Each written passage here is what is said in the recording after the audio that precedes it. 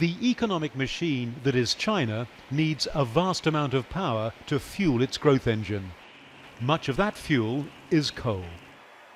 In order to meet the target for reductions in carbon emissions, China's leaders pledged to move away from fossil fuels to cleaner energies, even if it meant closing thousands of factories.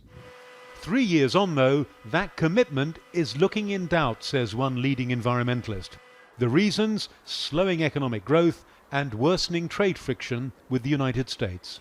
The economy is in a down cycle. The growth rate is not as rapid as before. And then we're facing a trade war, which having quite some psychological impact at least. People are beginning to understand the government has a problem.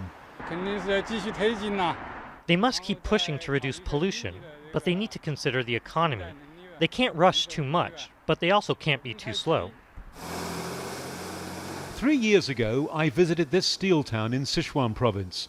The mill had recently shut with the loss of 16,000 jobs. The closure was partly blamed on a global steel glut, but the plant was also a heavy polluter, a symbol of the sort of industry China's government wants done with.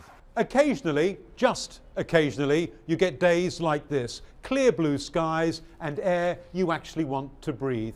None of this, though, is down to people burning less coal. It's because of strong winds blowing in from Mongolia, and it provides a taunting reminder of what Beijing was once like. Just 5 days earlier, though, Beijing was like this, one of 79 cities where air pollution alerts were ordered. But there is some good news to report. Sales of electric cars in China are surging, in large part because of government subsidies to buyers. Globally, more than 1 million EVs were sold last year, half of them here. The technology is at the heart of President Xi Jinping's signature economic policy called Made in China 2025.